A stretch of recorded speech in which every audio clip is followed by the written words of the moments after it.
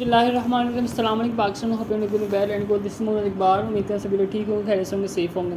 Today video इसका topic diplomacy क्या है, इसका क्या अमल है, इसको किस तरह इस्तेमाल में लाया जाता है, इस पर आज बहस करेंगे हम। तो शुरू करते हैं। दरअसल डिप्लोमेसी का मतलब क्या है? दरअसल डिप्लोमेसी का मतलब जो है वो बातचीत या जो भी कह सकते हैं कि एक जगह बैठ कर एक दूसरे के साथ उनकी मामला पर बहस करना। इसको टेबल टॉक भी कहा जाता है। ठीक है, बातचीत के ज़रिए मामलात को दुरुस्त किया जाए, या क्योंकि अपनी बात मनवाने के दो ही तरीके हैं आज के ज़माने में। दो ही तरीके हैं, एक है जी बातचीत के ज़रिए यानी कि टेबल टॉक की जाए, दूसरा तरीका जंग बंदी के ज़रिए यानी कि जंग के ज़रिए बात को मनवाया जाए।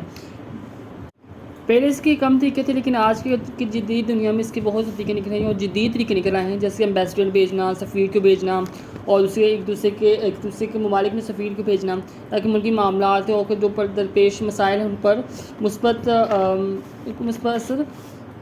इसका मुस्बत हल तलाश किया जा सके। ठीक है, एक मिसाल हम यहाँ पर ये लेंगे कि जैसे कि अमेरिका के तालिबान के साथ काफ़ी अर्सा जंग चलती रही है, लेकिन तकरीबन 20 साल ही लगा लें, 20 साल से ज़्यादा अर्सा तक जंग चल रही थी अमेरिका की तालिबान के साथ। लेकिन अमेरिका ने अब ये जा सोची कि जंग में कुछ नहीं रखा और अब इसको बाद के ज़रिए जंग को ख़त्म किया जाए, और तालिबान के मुतालबात को मनवाया जाए, अपनी बात को सामने रखा जाए। और बाज़ का अमेरिका जो है पाकिस्तान को आगे करता था और कभी किसी मुल्क को आगे करता था कि हम तालिबान के हमसे टेबल टॉक करें, लेकिन तालिबान जो थे वो बात मानने को तैयार नहीं थे। लेकिन अब आज का कुछ देखा जाए तो सूरत काफ़ी बेहतर हुई है।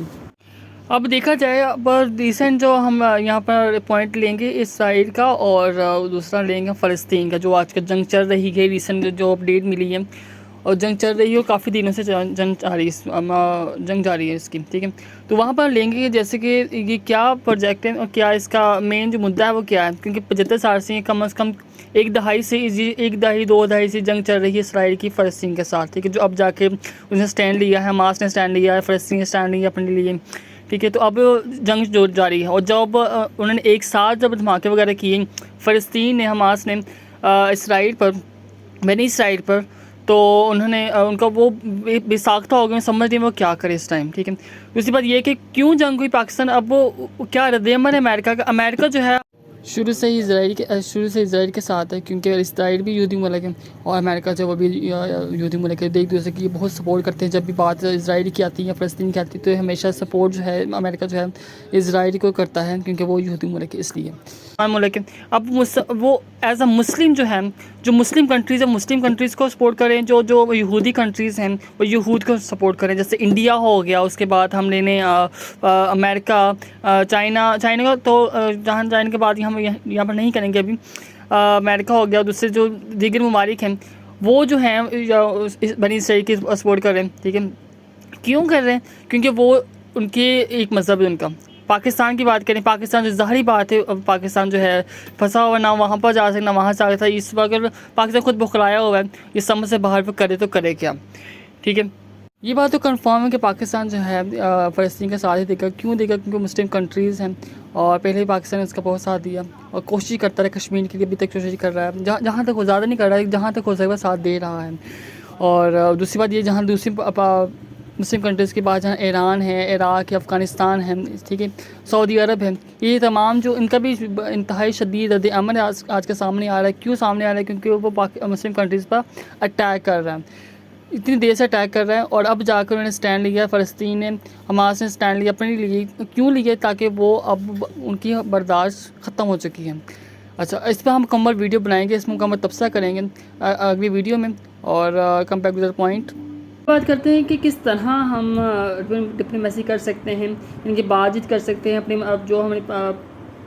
जो हमें मुश्किल पेश आ रही होती हैं उनको कैसे हल किया जा सकता है। ठीक है, उन प्रॉब्लम्स की कैसे जांच करवाई जा सकती है, ये भी कह सकते हैं हम। तो बेसिकली एम्बेसडर भेज जाते हैं किसी दूसरे मुल्क में। मिसाल के तौर पर अगर पाकिस्तान को इंडिया की वजह से कोई प्रॉब्लम पेश आ रही है, मसला कश्मीर चल रहा है, कि और मसला चल रहा है इंडिया के साथ, तो पाकिस्तान जो है इंडिया में अपने एम्बेसडर भेजेगा, वज़ीर ख़ारजा भेजेगा, दूसरे वज़ीर भेजेगा, ताकि उनको बताया कि टेबल टॉक करें और अपने बेहतर तरीके से और अमन व अमान के साथ इन सूरत हाल को ठीक किया जा सके, मुश्किल को हल किया जा सके। दूसरे से सफ़ीर को भेजना भी यही तरीका है कि खत किताबा की जाए एक दूसरे के साथ, इनके दूसरे सफ़ीर भेजे जाए। दूसरे मुल्क में सफ़ीर होते हैं जो अपने मुल्क की नुमाइंदगी करते हैं। ठीक है, और बताते हैं कि हमें आपके मुल्क की वजह से इस मुल्क की वजह से हमें ये मुश्किल आ रही हैं, हमें ये परेशानी आ रही है, जिसको हल करना चाहिए।